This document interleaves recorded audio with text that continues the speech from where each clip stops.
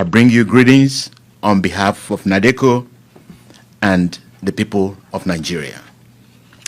Nadeco welcomes you to the first of its series of events planned over the next several weeks regarding the recently held presidential election in Nigeria.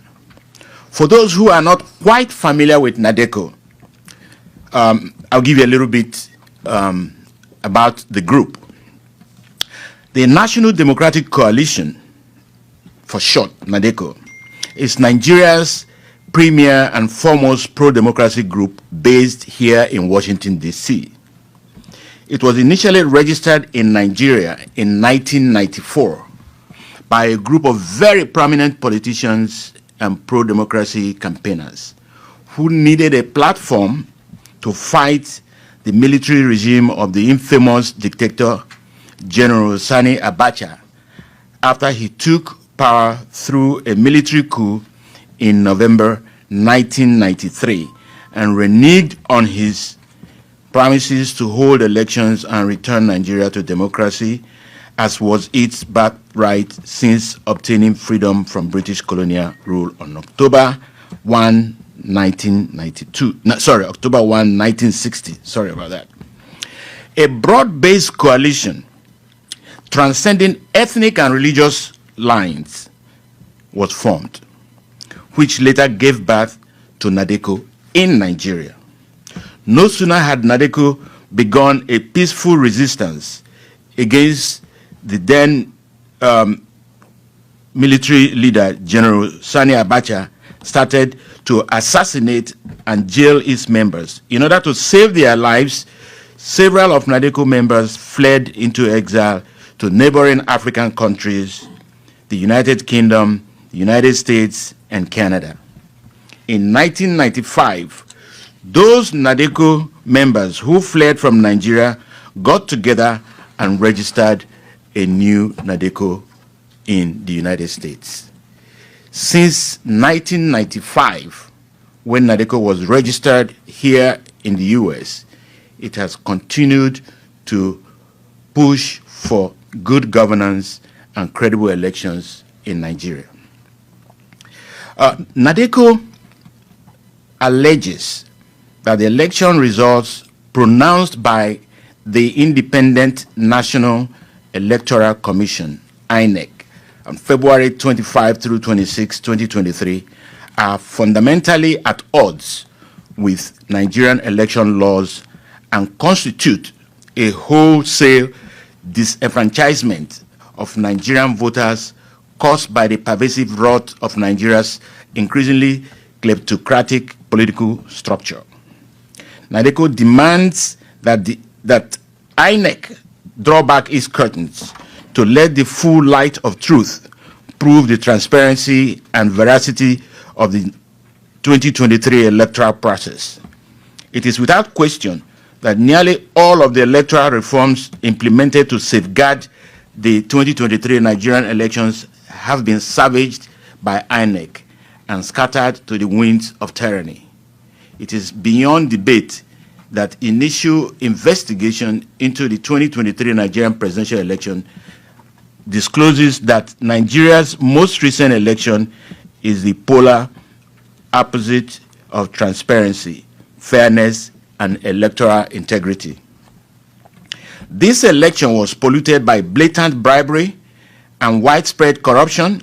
Even INEC itself has admitted to its abject failures to comply with the requisite transparency laws mandating real-time electronic transmission of election results from the polling units to the public, instead opting to cloak the electronic results in darkness before emerging with a declared rather than proved winner who is presently incapable of being fully embraced by the world. The INEC action clearly constitutes negligence per se and electoral fraud, as it violated the very statutory provisions and guidelines that are designed to protect against the type of fraud caused by its failure to transmit the results in real time. The people of Nigeria are supposed to be the ones the statute is designed to protect. Instead, they have found themselves at the receiving end of the resulting gross injustice. Nadeco maintains that the 2023 presidential election is an attempt to disenfranchise the Nigerian people through the four horsemen of democracy's doom: bribery, voter intimidation, insecurity, and vote rigging, all harnessed to skew the results of the 2023 presidential election. Nadeco calls upon the people and the judiciary of Nigeria and international community to join hands in a concerted effort toward global condemnation and absolute rejection of the hasty, hollow, and illegitimate result declared by INEC as being contrary to the will of the people and the rule of law.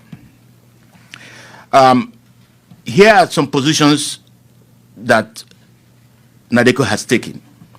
Nadeco is gravely concerned about the irregularities, voter intimidation, violence, the breach of the National Electoral Act, and most importantly, the abrupt and hurried pronouncement of the dubious 2023 presidential election results.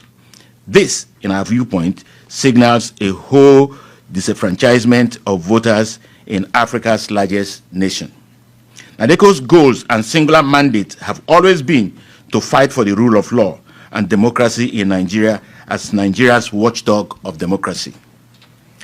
Nadeco hereby, as a first step, formally severs its relationship with Senator Bola Ahmed Tinubu as a former founding member of Nadeco USA for his participation in the worst electoral fraud in Nigeria's recent history.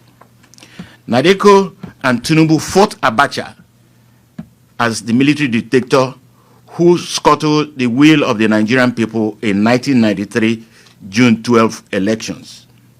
Ironically, exactly 30 years later, in 2023, Nadeco is fighting the same species of dictatorship, but only this time a much more dangerous civilian dictatorship, a kleptocracy mostly perpetuated by one of those who fought Abacha then. Nadeco will not look the other way simply because the fraud was perpetrated by one of its founding members. Nadeco urges the Biden administration to withhold any recognition of the product of the flawed elections. Nadeco further entreats the U.S. Congress to introduce a resolution calling on the U.S. administration not to recognize the product of the election. It is the product of a poisonous tree. Nadeco calls on the international community to support the empaneling of a team of internationally acclaimed technical experts to examine, interrogate, and analyze the INEC servers and beavers and all the other equipments that were used to extract the original votes and information. Nadeco implores the Nigerian people and the judiciary of Nigeria, acting in concert with the international community, to join together in a concerted effort toward global condemnation and absolute rejection of the hasty, hollow, and illegitimate results declared by INEC as being contrary to the will of the people and rule of law. Nadeco demands that the chairman of Independent National Electoral Commission, INEC, Professor Mahmoud Yakubu, must resign or be removed immediately. Nadeco urgently requests that all countries worldwide, especially the United States, place an immediate visa ban upon Professor Mahmoud Yakubu. Nadeco solemnly exhorts the U.S. to not deviate from its democratic standards in Africa just because it fears competition with China and seeks to curry favor with illegitimate dictators who come to power through bribery, force, intimidation, and vote rigging. the U.S. should come out and condemn the apparent corruption of the electoral process and impose an immediate visa ban on those suspected to have compromised the polls.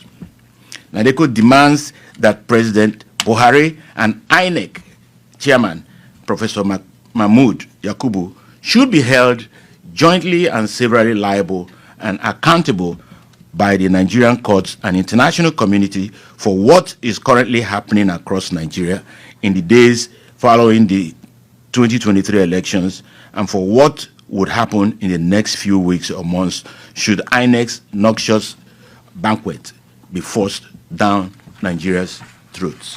These are the positions that Nadeco would like to put out there for the international community. People in Nigeria are going to court, but we are appealing to the court of public opinion to see what happened in Nigeria. We're basically challenging the process, because the very law, Electoral Act that was put in place to guide against what happened was broken. So the Nigerian people and international community would like to know why that was the case. Because once that was broken, it means the protection that that Electoral Act provided for Nigerians was gone. Thank you.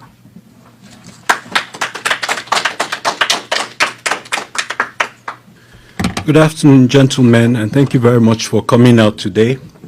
As he mentioned, I am with the Diaspora Election Monitoring Observatory, and we were participant observers in the election that just held in Nigeria, or should I clarify, the sham elections that just held in Nigeria. I want to point out that as a participant observer, I traveled to my home state to participate in the elections, and the BIVAS technology refused to accredit me. So I experienced disenfranchisement right there and then. I know that at least half a dozen of my family members who voted in 2019 were unable to vote this time because of the cash crunch that occurred in the economy. So there were systematic efforts to disenfranchise and intimidate or strangle voters from being able to participate. Well, you can imagine my shock after monitoring in Benue, Plateau, and FCT and seeing thousands of Nigerians peacefully coming out to vote, to see that the results were not uploaded.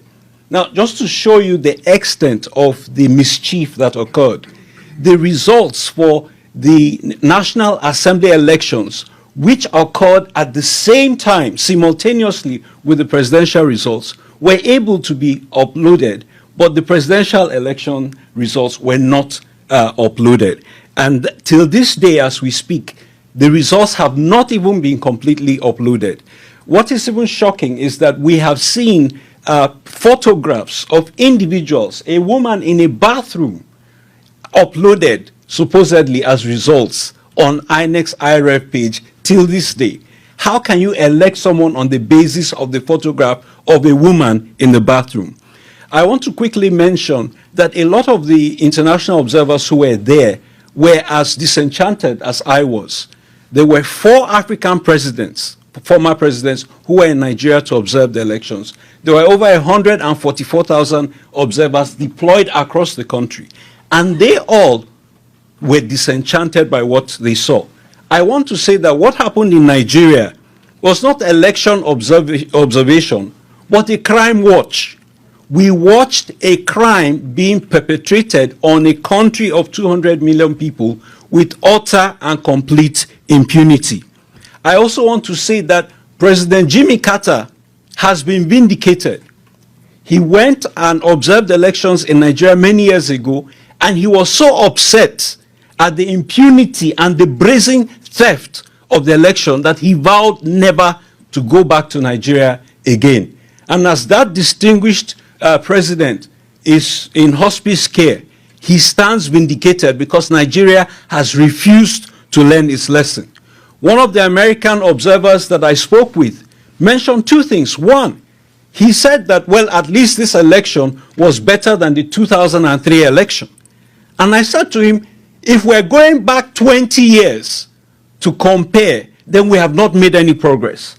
And as Nadeco has pointed out, this is even 30 years. The June 12 election, which was a travesty and a brazen rape of democracy or attempted democracy, is basically happening again. The sad point is that one of our co-travelers in the effort to restore democracy to Nigeria is now complicit in undermining democracy in Nigeria.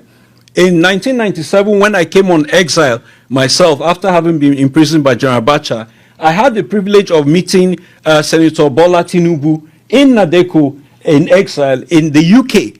So we have been in the trenches fighting for democracy, and it is painful for us to see what is happening, that we're not making the progress that we think we should make.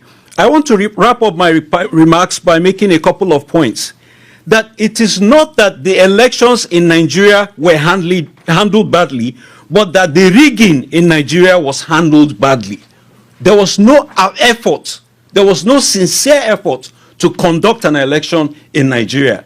What happened was an insincere effort to conduct rigging. And that is why you will see cancellations. You will see unbelievable atrocities that were done. They didn't even make a genuine effort to hide the manipulation of the elections. I also want to make this second point, that it isn't that they failed to meet global standards, but that they failed to meet even their own standards. There is no way that INEC can say that the travesty that occurred was what they had promised time and time and again. So, ladies and gentlemen, I want to say that I join my voice to what Nadeco has said today. The INEC chairman needs to resign for once again betraying the trust of the Nigerian people. The United States government should not dignify the travesty that has occurred by legitimizing illegitimate rulers. And most importantly, we must not fail the young Nigerians who came out in droves in the sun and put their fate in their own hands, that they wanted to rescue their country from bad leadership, only to be abused and misused in this manner. So I call upon the government of General Buhari, if he has any dignity and if he has any aspirations to any legacy whatsoever, to salvage Nigeria from the travesty that has occurred in the sham elections that held. Thank you very much.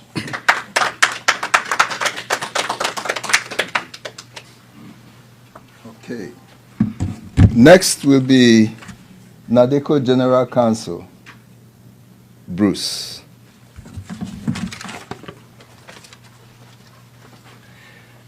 Thank you very much. I'm Bruce Duvalier, and I am General Counsel for Nadeco, and I'm honored to be part of an illustrious group such as Nadeco that has a long history of trying to do the right thing and keep democracy safe, restore democracy, and restore the rule of law. And the primary question I think that should be asked, most of the people here in the audience know this, is why should we care about Nigeria? Why should the United States care about Nigeria? Why should the international community care about Nigeria? What would you say if I told you that there was a country that has arguably the world's oldest democracy with full participation of all of its members? What would you say if I told you that there is a country where a group of people has the oldest written constitution featuring guarantees for individual freedom and due process in the world? What would you say if I told you there was a country that featured full participation of women in its political system, both to vote and to govern, and they started doing this when Europe was in the Dark Ages, in the 800s? What would you say if I told you there was a country that is consistently in the top 10 of oil-producing nations since the 1980s? What would you say if I told you this same country has never been openly antagonistic or antagonistic to the United States, has never been an enemy of the United States, in fact, has never been an enemy of the West? What would you say if I told you this very same country has the greatest number of doctors living in the United States of America per capita than any other nation in the world? More than England, more than Russia, more than Germany. What would you say if I told you that 29% of the immigrants from this country over the age of 25 hold a graduate degree, when you compare that to 11% of the population of the United States over the age of 25 holding a graduate degree? This country has almost 3 times more people holding graduate degrees here in the United States, contributing to our economy and our well-being and our security. What would you say if I told you the same country has 45% of the involvement of its people, the immigrants that live here, the diaspora, in education services, and most are professors at top universities? What would you say if I told you the same country I'm talking about has they're entering the medical fields and the technological fields in a rapidly expanding rate? They're increasing the U.S. economy. They are entrepreneurs. They are making America better, building tech companies in the United States to help the people back home. Would anybody be able to guess that country was in Africa? Would anybody be able to guess that country is Nigeria? Because it is. That's Nigeria. So when you say, why Nigeria, it is almost a fool's question. One of the greatest nations that has all of these things going for it, and yet we constantly turn our back on Nigeria.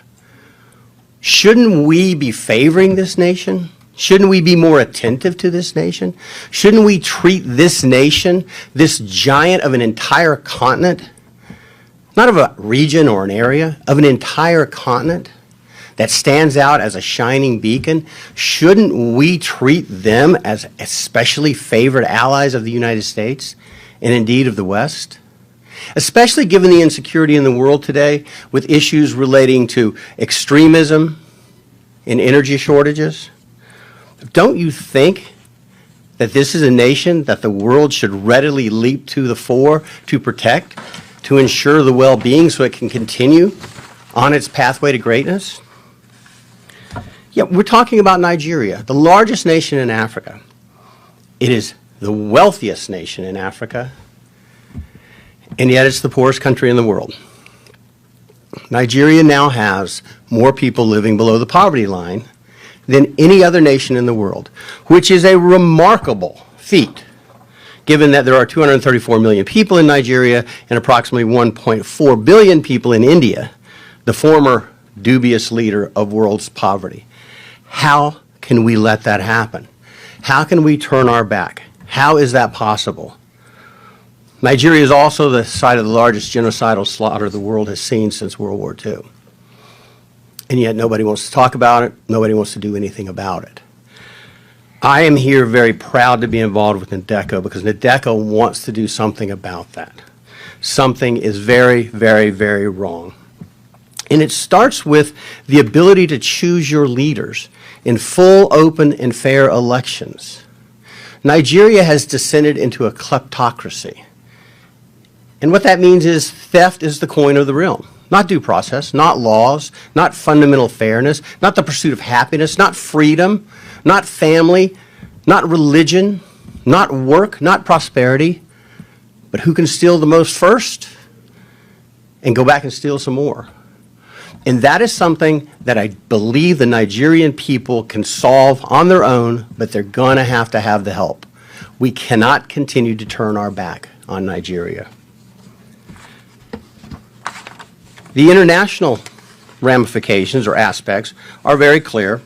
Article 25 of the International Convention on Civil and Political Rights, which was adopted in 1966, became law and active in 1976, was adopted by the United States in 1992 and by Nigeria, fully adopted, says that every citizen shall have the right and the opportunity, without any of the distinctions mentioned in Article 2 and without unreasonable restrictions, to take part in the conduct of public affairs directly or through freely chosen representatives, and to vote. This treaty signed by Nigeria and by the United States, and by the way, in the United States, when we sign a treaty, it becomes the law of the land with certain restrictions. So the United States has to comply with this. Nigeria has to comply with this international edict. It is as fundamental as any human right. And let me quote the UN, the Covenant 25 says, to vote and to be elected at genuine periodic elections, which shall be by universal and equal suffrage and shall be held by secret ballot, guaranteeing the free expression of the will of the electors. That's why this is important. We have a violation of international law that rises to a violation of human rights, and we all know the human rights violations that follow. And it's by a nation that we should hold in special favor, we should hold more closely, that we should take better care of. The fact of the matter is that what was supposed to happen, and again, we are not partisan, Nadeco is not partisan, but it appears as though the process, and that's what nations, that's what a democracy is. That's the greatness of America, is the process. It's not the people, it's the process. It's not the result, it's the process. How our government works, how our elections work. And the process of this election in the 2023 Nigerian presidential elections appears to be fundamentally flawed. We believe, Nadeco believes, that the February 25 to 26, 2023 election, the results, the hasty announcement of the results, are fundamentally at odds with the Nigerian election laws. And as Dr. Ogebi said very clearly, they didn't just violate rules, they violated their own laws. INEC glorified their efforts to make this the cleanest, the purest, the most transparent and fair election in Nigerian history, in African history. And yet, they violated every single fundamental tenet in every single law. They instituted the bimodal voter accreditation system. You've heard about that, the BVAS. All that is, make no mistake about it, there's a lot on the internet that seems to, people want to believe that when you voted with the BVAS, that recorded your vote and your vote was sent somewhere and it went to a server and it was tabulated and somehow TINUBU or the APC were able to hijack that electronic signal. That's not what happened. It was more pernicious than that. It was more old-fashioned than that. All the BVAS does was gave you two modes of identification, both your card, you put your voting card, your PVC in, and it also did your fingerprint and face identification. But it failed. And the reason BVAS was important is so that people couldn't vote more than once. Vote early, vote often. The reason it's important is so people could not vote that had fake cards. And on the issue of the PVC cards, INEC announced, this is INEC themselves, said that there were 87.2 million PVC cards collected. That was out of 93 million registered voters. So approximately 6 million people were registered. They just didn't bother to get their voting card. No one knows why. It just happens. But what's fascinating is, if you consider it true that 87.2 million people had PVC voting cards and could have voted, the declared winner of this election received 8.7 million votes. Now, out of 87 million, the math's not real hard. That means that Mr. TINUBU got 10% of the vote. He will be ruling the wealthiest economy in Africa with a mandate of 10% of the population. That's extraordinary. Something is seriously wrong. Something is seriously wrong. Additionally, we believe that what has to happen and why we're here today, and Nadeco is leading the charge, we believe that INEC has to prove itself. It has to prove the results it announced were true and were real. There are 176,600 polling stations. That's a lot of polling stations. INEC's rules required each polling station to collect the votes, count the votes, and they do it the old-fashioned way. They get the paper votes, they count them. They put them in stacks for each of the primary candidates. They were to gather those results, publish the local results, and then transmit the results, and ultimately they would go to Abuja and be certified. Well, what happened was they published some of the results early on, and then they took them down. And so what they have is something that looks a little bit like this, scribbling, when it used to look like this, where it was written. Someone didn't like the results. That's what appears to have happened. Dr. Ogebe observed it happening. So what we have is vote rigging, vote buying, and bribery. So despite INEC's efforts, nothing good happened. And we're back to the same old thing, the same old efforts. So what do we do? What do we do in the United States? What do we do as members of the diaspora? What do we do as international attorneys or international law folks? What do we do to ensure democracy can thrive? That the promise of 1960 can become true again, hopefully. Well, we are asking that INEC throw open the curtains and let the full light of truth come in to prove the transparency and the veracity of the results they've announced. If the results are true, they should be able to prove it. It is absolutely not extraordinary to ask them to prove it. Show me your math. We've all gone to school. Show me your math. You've got a number. Show me how you got to that number. Prove what you did. There can be no debate that the initial investigations indicate that they were savaged. The rules were savaged. The rights of the electorate were savaged. It was polluted by blatant and widespread corruption. And as Dr. Lloyd said, the four horsemen of democracy's doom, bribery, intimidation, insecurity, and vote rigging, appeared to trot and run roughshod all over the nation. They were harnessed to skew the results. We, Nadeco, call upon the people of Nigeria to act peacefully, but to demand that proof be provided to them, that INEC prove the results they've announced.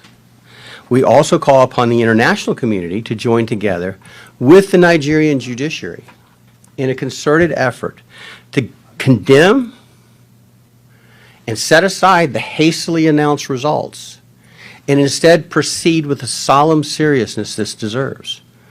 Again, one of the world's great nations is at peril here, continues to be at peril here. We need to make sure we don't continue to turn our back on Nigeria. And what we're asking for is very simple. Prove to us. Prove. Nadeco says prove to us that if there is a Nigeria and there is a democracy in Nigeria, that it was arrived at lawfully and in accordance with the rule of law. The continuation of power by the ruling party is a wholesale disenfranchisement of Nigeria without more. That is little more than a dictatorship. And it's a new dictatorship. But it is nonetheless a dictatorship because it's imposed apparently against the will of the people.